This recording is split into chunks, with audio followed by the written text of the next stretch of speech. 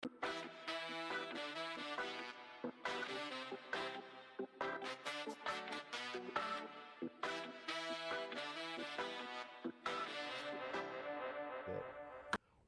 are back. It's your boy, it's Tommy D, the nonprofit sector connector, coming at you, Long Island ChangeMakers. Here's one of them right here. That's my friend Ray Schwetz. What do we do on this program? Every single episode, I hang out with somebody who's doing great work on the front lines, making Long Island stronger, making it a better place. And Ray Schwetz, man, we know each other. We were just talking about how we know each other. You think it was our friend Valerie Heffron? I do. Yeah. I do. I think it was Valerie. She ran Elephant Networking Yes. back, this must be 10 years ago? I talk to her like that. every other day, and yeah, I can't believe how time goes like that. She's the one who got me out of my shell to do more networking. Now, I don't know if you're being funny, because I No. make comments like that all the time, but and then people laugh because they know I've been out of my shell the You're whole time. very shy. Yes, I'm very shy. How many shows can you do today, Tommy? I don't know. Let's talk about it. So that, did she kind of give you that shove to kind of get going? Sure, sure. I mean, I love people, so I'm a Right. people person, so when I go to events, I want to talk to people. Yes. Initially, though, I was very shy. Yeah. Very shy person, but then gradually that came out of me, and Did Valerie is one of those key people. Yeah, it's funny how I love that because and her name came up on a show I did recently here too, and she and I collaborate on a lot of things. And I know for a fact I've pushed her out of her comfort zone a couple times, you know, because we all need that. I believe we do. And like when we want to do something and like these little messages in our mind kind of gets in the way. Yeah. Actually, yeah, tell me. I want to say, and she can correct me if I'm wrong, I believe that I was the first radio person to interview her. Is that right? Yes, because she was terrified to go on the show. And I'm like, you have a great story, though. The funny part about that, and years ago, Valerie used to do a podcast, right? Yes. And she asked me to come on her show, and I was like, no. And I wouldn't do it. And you know me for a long time, right? Yeah. And I laugh about it too because it just talks about how we evolve and how we change. And I realized when she asked me to do that, she was my friend, and I was, she would say a client because I was a member of Elephant Network at the time. I was like, I won't do it. And this is going back, it's probably 14, so about 10 years ago. Yeah. And I was like, I realized why I didn't do it. To this day, I realized why I didn't do it. Because I was concerned that I'd be asked a question and I'd answer it, and it would be like forever out there. Right. And I might have said the wrong thing. It might have been the wrong answer. Not about me or whatever, but if it was related to business. I remember I was representing a large company at the time. Yeah. So I said, no, I'm not going to do it. And then I laugh about it because as you and I were sitting here a little while ago, I'm coming up on 200 episodes of Philanthropy in Focus. We got this cool project. Thank you. That's awesome. That's 200 different opportunities to tell stories with nonprofit organizations. Yeah. And today I was actually telling you, this is a great hoodie I got. It says on the back, Long Island Rocks, which is a cool hoodie. I can't help myself. You put me in front of some hoodies, and I got to grab one. I have to do it. Of course. You know, you got to have the swag. And your company, Jovia, you guys are always representing. I see it even on the shirt now. I know. Of course.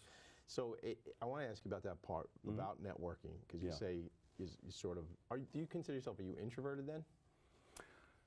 Well, I think that's my default, but I'm sure a lot of people would disagree, including my wife. No, what I feel like is I have zero issue. If you tell me talk about Long Island Music and Entertainment Hall of Fame, I can go and talk about it in front of anybody. Sure. I can tell anybody, I can go walk up to the CEO, talk about it. If you ask me to talk about myself, a little tougher, tougher. Just because A, you don't want to say the wrong thing, because then it's out there forever. B, you feel like, oh, am I talking about myself too much? Because, so I was raised a Catholic. I still am Catholic, but you have that mentality like it's about others. You want to help others. Yeah. Like that's. Yeah, well, we know that for all the work we do in the community. Yeah. And when you do that, you're doing the right thing, and somehow everything seems to work out. I got a trick for you. Yeah. Well, so I'll actually act it out to explain how it works. Okay. So Tommy D loves to talk about himself. Tommy D's the biggest fan of Tommy D. See what I did there? Yes. So it isn't me, man. I wasn't doing it. Right. It's kind of like Fight Club, right? You got the two characters, right? Yes. You got Tyler Durden. Tyler Durden, right? And I don't know Ed Norton's character, whatever his name is. Oh, blanking out. I Right know. now. Yeah. I don't know. Maybe on my other show, I'd have 3 computer monitors, and I'd Google it while we were doing it. So somebody now watching this, you can let us know, gang, but we'll know by that time. Put it in the comments. Yeah, put it in the comments. Yeah, hello. Subscribe, like, and subscribe. I never say that, but people are like, you're supposed to say that. Yes. I had this guy I used to know a long time ago, not personally, but like as an author. It's not Brian Tracy, Tom Hopkins. Tom Hopkins was like an old school like sales guy. And this actually story might have been Brian Tracy now that I'm thinking about it. It's like, it's better to be an interested introvert than an interesting extrovert. Right? I like that. Because as a sales professional, because if I'm interested in the other party, whether it be a business partner, whether it be somebody I want to be a potential client, I want to show that I'm interested in there. And I will tell you, and people will say I'm a liar when I say this one, but at times in my life I'm introverted, and it's usually Friday night about 9 o'clock because I'm tapped out. Because I've given it all. Like all week, I don't really. You got to refill. You got to refill the bank. 100%, and I'm like, I don't really want to talk to anybody. I sort of like go into the covers and just kind of, because I've been. Tommy D has been Tommy D all week, and he needs a break. Is what it really is. So you feel that sometimes too? Oh sure, yeah, it's a lot of work. Yeah, you get. So when you're out doing what we do, so you know me with doing business banking for Jovia, I talk to a lot of different clients. I feel like I'm always on. Yeah. Especially nowadays with everything being remote and everyone being so accessible, I'm always on. So yeah, around Friday, like I'm starting to get tired. You're tapped out, right? I'm like, all right, no, it's time to sit on the couch, watch 100%. Yellowstone with the wife or whatever. Yellowstone, huh? Yeah, but you know, you're always on, and I do think though that going back to your comment about the introvert, I think for me, the reason that I'm much more, especially for what I do, I'm a business banker, so I want to understand Tommy D as the business owner. Right. So what does Tommy D need? Yeah. You know, how can I be of service? How can I help? Whether it's something I do or something somebody else does, I don't really care. But you know, when someone's in front of you, the right way to do things is, what do they need? How can I help? All in, right? I'm all in. Yeah. Right now, I'm just focused on you. Yeah. And what I can do to help. Focus on me more. Oh, I'll focus on you. You're a handsome man. But you know, in all seriousness, yes, you're really there for that person. 100%. And you know, what is it? Why am I there? What can I do to better that person in some way, shape, or form? And when you approach things that way, you're the listener. Yes. And you hear things, and for me, it's very inspiring. All over Long Island, we have so many cool, like nonprofits, so many cool businesses. You know, one day I'm walking into an aviation center in Freeport where you know, it's James Bond rooms. In one room, there's a turbine engine being checked, and wind is blowing. In another, it's video games, and it's basically the radar being checked. And then the next day, I'm at book fairies in the same town where they had a warehouse, and I'm loading up gently used or new books to be donated to folks to promote literacy. And sometimes that happens all in one day. So how inspiring is that to see the good work being done in the business sector, in the nonprofit sector, and those stories? To me, that's much more interesting than what I do. Which is the banking end. Right. What you do, though, is critically important to whether it be the nonprofit organization or that business. Oh, 100%. And what's cool about your company is you really meet at that crossroads for business and nonprofit, which I've been claiming for years is really where I spend most of my time. You know, let's talk about what you do professionally for a bit, because I want to get into your story and things like that, but let's just kind of put that Jovia piece out there. What is it that you provide for companies? Sure. Yeah, so what excites me about Jovia really is that, so I'm with a credit union, we're a nonprofit bank, and you know, most people, a nonprofit bank, what does that mean? Well, it just means, so when I was in a commercial bank setting, because I've been doing this now 30-odd years. Yeah. Yeah, long time. So in a commercial bank, your goal is, I'm meeting with a client, I want to provide those services, and I want to have a good, happy client, so certainly, you know, I'm trying to do the right thing by that client. But my goal is to make money off of that client. Like it's a business. You need like I remember, so I used to work at ADP for many years in payroll sales, right? And I remember I won't mention the name of the big bank, but we used to have partnerships with these big banks. Correct. And they would say, we need to have 4.1 products in there, right? We got to have cash management, we got to have merchant processing, we got to have a DDA account, right? And we got to have some kind of lending. And maybe it's not 4.1, maybe it's 3.7, but whatever. There was like, that was like real focus on business. Got to bring it in, make the register ring. Oh, 100%. And I'm not going to say, so there's certain aspects of doing business banking within a credit union that's similar to the commercial banks, because obviously, sure, we want you to use our services. We want you to use a checking account. We want you to use the different products that are aligned with that, such as merchant services or such as an overdraft.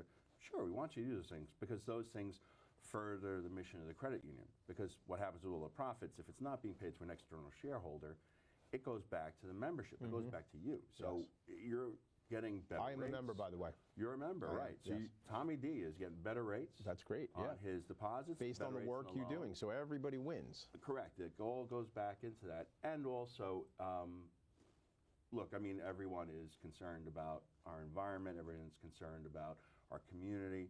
Credit unions, you know, are, you know, part of what we do is we have to give back to the community and make sure that our community continues to thrive. And it's not just like a community reinvestment thing that has to be done and check a box. No, we're really rolling up our sleeves in the community. So, you know, I have clients that are nonprofits, and our community involvement committee team, you know, I introduce them, they're in, and we're doing things like, I think you know Greta Guarton, Long Island Coalition for the Homeless. So you just posted something recently. I just saw that. Yeah, I had them. Well, I had them on my radio show. Oh, you did. So listen, shout out to Greta. It's been years. She's awesome. I would love to have her on Philanthropy in Focus. You so have maybe, to have her on, let's see if we can work that out. Her and Rosemary Ortlieb, who's doing a great job helping her, and Bailey Reikkinen. Yes. And I mean, I met them a number of years ago. I met Bailey. Oh man, you know, when was I? And don't forget Milo. Milo is Greta's dog. So so there, it made me think of it. It's funny. It's a he's dog. a licensed service dog. Oh, is that right? Yes. See, I got to talk about that. That's a whole nother show, but I got to figure it out because my guy Cheeto, who's my dog, who is incredible, and I don't care what the other 5 people who live in my house say. He's really my guy. He's your boy. He is, and they all sort of are starting to realize that Cheeto's my guy. But he's so helpful for, like, you'd say service animal, and I take that seriously.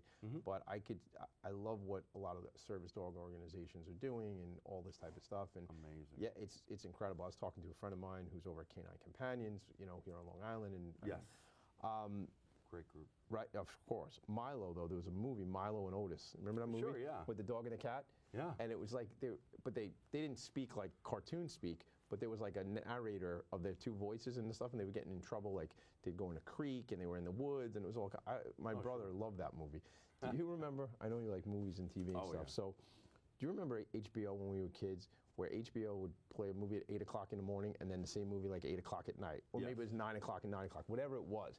And you would get to see the movie twice in a day when we didn't have just, you know, a machine where you could type in and watch a movie in seconds. But I remember that. So I remember my brother watched Milo and Otis in the morning, and then Milo and Otis in the evening and stuff like that. So things you remember, you know? Yeah.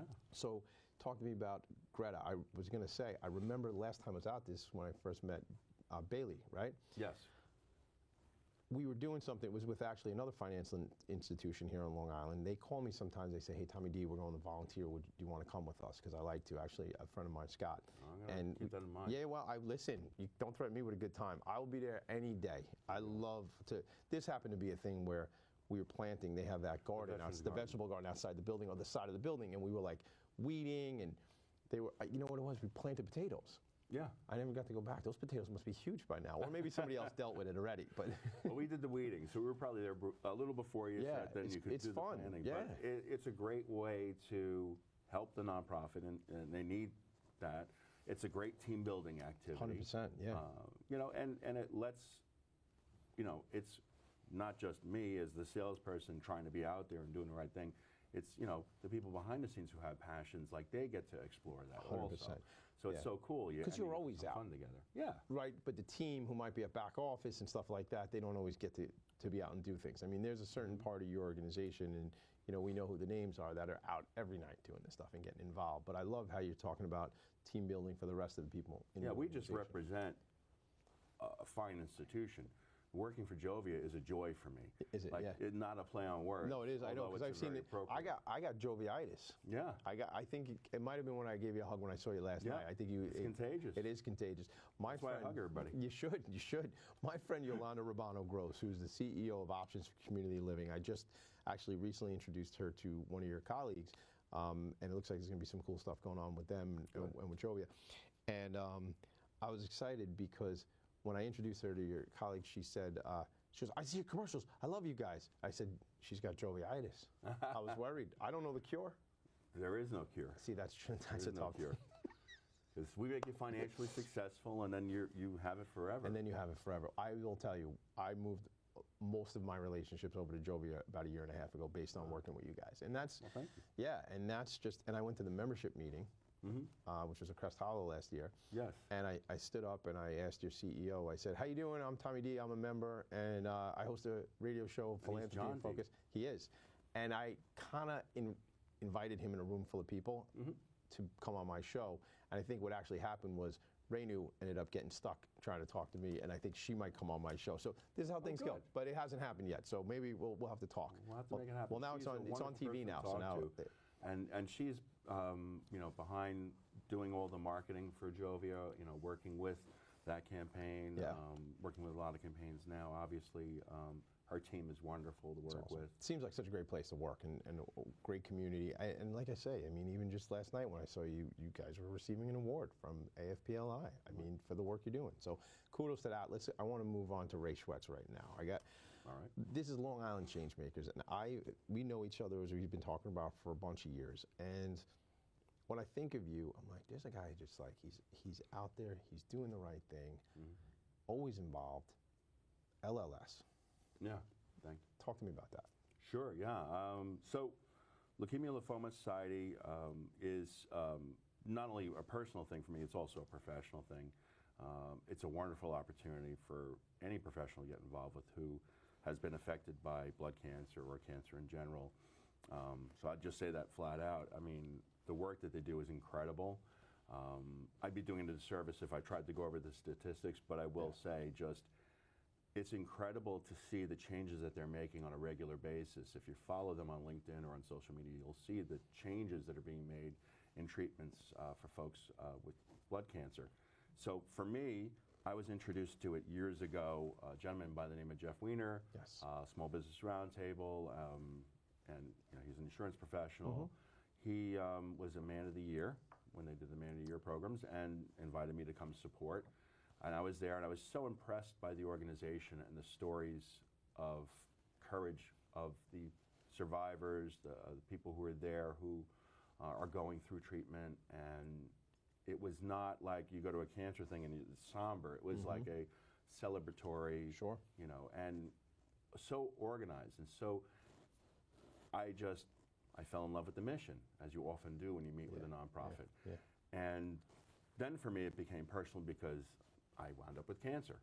My cancer is not a blood cancer. I had a growth inside my jawline, and so it's like I had neck cancer. How long ago was that? 9 years ago, roughly. And so you had already had exposure to the organization. Yes. And then you had your own fight, your own battle. I had my own fight, my own battle, and when I was there, I would see. I should also preface this by saying it was months after my niece passed. Well, my niece.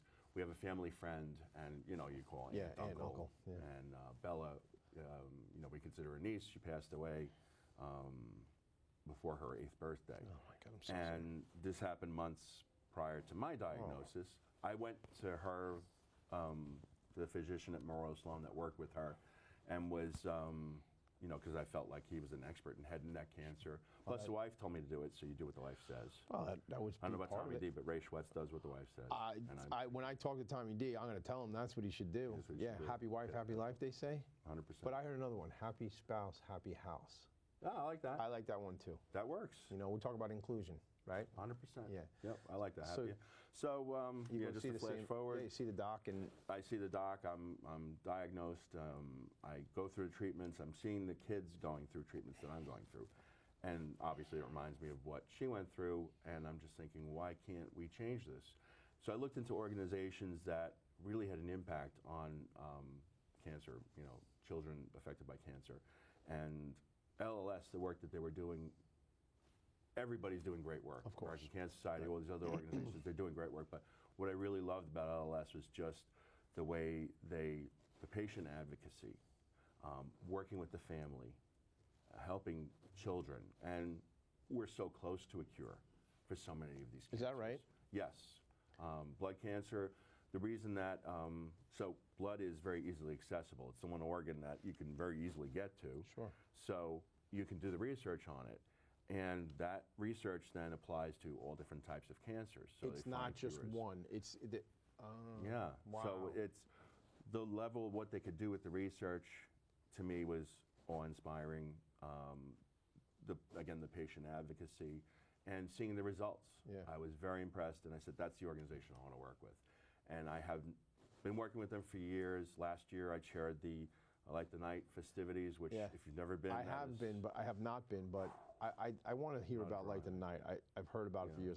From you often. I want to ask you though, you had there was an event leading up to Light the Night. So Light the Night is in October, September, something like that? Yep, usually it's, I think, first or second week of October. So this must have been springtime or something like that. Yeah. And you remember the night that young girl, she gave a speech, and her dad, she was unbelievable. I don't know if you Penny. know her. Penny. Oh my God. Penny I met her, and you know what? I said, I hope she's doing well. I said, she was due to finish, I think, in July, and now it's more like September because, sometimes if a child's not feeling well, it gets dragged out a little kind longer.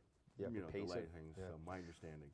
Well, she was a doll, and oh my God. She named her team Penny Power. I had said, and I'd love to hook up with them again because I had a really nice conversation with her and her dad, and I was like, listen, I'd love to interview her. You know what? Actually, she should. Can you leave? I'm gonna put Penny here right now. Yeah. But like, we should like. It'd be a much better show. She's awesome. She's incredible. I mean, she got up and she was funny and she was right on. But that's the stories, man. That's the stuff. How could you not be inspired by that? And that's what inspires me. And it, honestly, doing the work that I do, it really ties into making sure that the organizations can be successful. Yeah. So just to kind of wrap that up nicely in a bow. So Adam, Penny's father, will be chairing. Oh, is that right? I don't know if I'm giving up secrets before they're out, but you heard it here maybe first on Tommy D's. Well, this is Long Island ChangeMakers. Where else are you going to hear it? This is all the breaking news. Like, I feel like we should beep, beep, beep, beep, beep, breaking news. Breaking news. That's great. Well, then you know what? There's another reason why I should either interview them on Philanthropy in Focus or interview them here. We'll make that happen. Because listen, it's critically important. And what I talk about, and I said it on my program this morning, we're talking about time, treasure, talent. That's what we talk about in the nonprofit sector. I can write small checks. I have friends who can write larger checks. Some people can donate maybe $5 or $50 or $500, right? That's only one way you can add value. It's talent, it's time. It's like we talk about, you can get out and you can go to a nonprofit organization that needs support, and you can separate food stock in a back. You know who I interviewed? I interviewed them for the Long Island Imagine Awards, the Nest at NCC. Yes. Do you know that?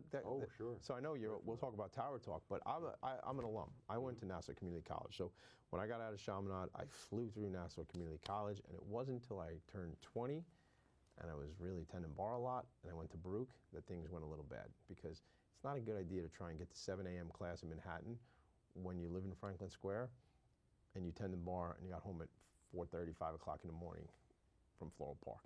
Anyway, a little rough. It was tough. So you can't miss calculus 6 weeks in a row and then show up. You can. Doesn't work. It doesn't mean you're going to pass.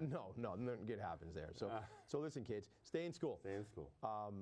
That, for me, though, meeting the folks at the Nest was like unbelievable. And there's just, you can volunteer there. Some of the volunteers are people who have the same necessity that their guests are receiving. And it's like, it's community, man. So Sharon and Helen out there, shout out to them. They're coming on Philanthropy in Focus. So have you been over there? Yes. Yeah. Oh, absolutely. Yeah, I mean, they're amazing. And that's what's really, what you have to keep in mind working with these organizations. And it really, COVID shined a light on that for me anyway. I mean, you were aware of it, but it was really in your face. So I worked with Randy at Long Island Harvest for their, they had the largest food distribution during COVID at Nassau Coliseum. And people were walking up to get the food. You had people who were coming up in cars that were a little beat up, like mine. Yeah. And then you had people who were coming in Mercedes. Yeah, yeah. And it really showed me that this is affecting everyone, 100%. food insecurity. Yeah. Struggling to live on Long Island. Things happen. Everybody's story. We all get hits, Yeah. and nobody's immune to it. And you can't judge, oh, well, this person's coming in Mercedes. Maybe that's the last bastion of, pride that, oh, I have this. Or maybe they paid it off. maybe they haven't made a payment on it in 6 months too. Or And it's gonna, yeah. the one that I heard. This is an anecdote, and I'm not going to say where I heard it from, but I know it to be true. It was a similar type of thing at a pantry. Somebody showed up in like an Escalade, Cadillac Escalade, right? Mom and her child, and we all have our preconceived notions. What is this about, right? They were living in that Escalade. Yeah. Exactly. Yeah. By the grace of God, right? By the grace of God. I think when we find the compassion and the love and we can support each other, that's when we're making the right moves, man. That's what it is. You always, that's always on my head. If I'm in front of somebody, there's a reason I got put there. I'm not even sure what the reason is, but you know what, let's get on the bottom of it. What can I do to be helpful? And that attitude extends, and I think the reason that I gel well with the credit union and the reason that the credit union does what they do so well is because our mission is never far from our mind. It's always people helping people. That's I love that. number one. I heard it last night when you guys were accepting that award. People helping people. Wow. My associate Joe Prinzo. Yeah, Joe. Great job with he's that. great. Joe did a nice job with that, and shout out to Joe. Hey, Joe. Joe's a buddy, and it's funny, like people helping people. Yeah. Wow, that's a novel idea. I'm sorry, you didn't say every 90 days let's report to Wall Street and see how many widgets we sold. No, no, you said actually let's help human beings. Let's help people. Yeah. And you know what? I mean, look, the banking institutions are vital for our economy. Credit unions were founded at a time where, we were in 1938, but at a time where the Great Depression was impacting people's ability to live. And a group of Valley Stream teachers got together in a basement and decided to pool their resources to help each other buy homes. Is that the story? That's how it got started, and it grew to now, $4 billion institution, but the mission is still the same. And for me, what was exciting for me coming aboard years ago was that to offer that to a business. Yeah. Wow. How, and to me that concept is just, that's why I do what I do there, because to offer a business a level of personalized service, like they have access. I run business banking; they have access to me all the time, cell phone, text, email, whatever. To have that level of access to someone consistently, the service mentality when they walk into a branch. Again, you're kind of the boss. You're the member. You're the boss. We're working for you. Very interesting. And that it's a different, way different dynamic. Way different dynamic. It is. And since our focus is on that. When it comes to a business, and I'll give you a great example. Well, I'm not going to name the organization, but I work with a nonprofit, and our business development team worked with a nonprofit. A gentleman by the name of Jordan Kaplan. I believe is Jordan. Sure. Yep, Jordan. Another talented member of our team, who, by the way, plays piano and is a great singer. I heard a story that he was at somewhere recently, and there was a piano there, and all of a sudden he just started playing piano. I don't know if you heard that story. And if you call and leave him a voicemail, it's a musical. Oh, is it? It's a musical introduction. Oh my God, I gotta call him. So yeah, you gotta call him and then tell him, hang up and then let me call you and just leave a message. So anyway, just to get back to that, we work with a nonprofit organization and they needed a service, and the service was no longer being provided by a commercial bank, so they came to us in the hopes that we would do it. So I said, well, yes, we do that, but also let me ask you some questions, like how did it work at Bank of Blah? Yeah. And what was it that worked well? What was it that didn't work well? And the CEO said to me, so you're saying you do this, but you want to know how to do it better? Like what would, I want to know how it, And that was novel. That was mind-blowing to him that I would ask that question, but I want to make sure I'm bringing over a happy client. And then that was part of a strategy session. It wasn't just me at the table. Right. It was, we had folks there talking about financial literacy for their employees. We had folks talking to them about, on the business lending side, they had a couple of different assets that they could use commercially to, add money to the organization without it impacting their grant money. So to have that level you have to have all that strategy, talent, though. Yeah. At Game your changer. fingertips, it is. And you're dealing with all local decision makers. Our CEO, he's a Long Islander. We do have folks who are outside of Long Island who work with us, but they're very familiar with the market because all the employees, we're all Long Islanders. years. So That's a game changer too, and Yeah. and it's hometown cooking. But I got it. We're going to run out of time, so one quick thing. Tower Yes, Talk. sir. Give me 10 seconds on Tower Talk. So Tower Talk is business radio. We're on National Community College, 90.3 WHPC. We're also available as a podcast on iTunes and iHeart and Spotify. So we interview business and community leaders. So if you want to be interviewed and highlighted, we're happy to do that. We should share guests. You can Yeah. take some of my change makers, and I'll take some of your business leaders moving around. Thank you for being my friend, man. Like I want to say, thank you for being my friend. You know, from Golden Girls. Yes. Thank you for being here. Thanks for all you do in the community. got it, I brother. appreciate you, brother. Thank you so much. Thank you. Gang, that's what it is. That's the show. Long Island ChangeMakers. Your boy Tommy D, bringing you people on the front lines, doing the important work, making the world a better place. I say like this. Hashtag no big deal, just changing the world. Of course, it's a big deal. This has been another In Focus production. I'll see you later. Bye. Good stuff. Good job, brother. That's the show. That's all it is. Fun times.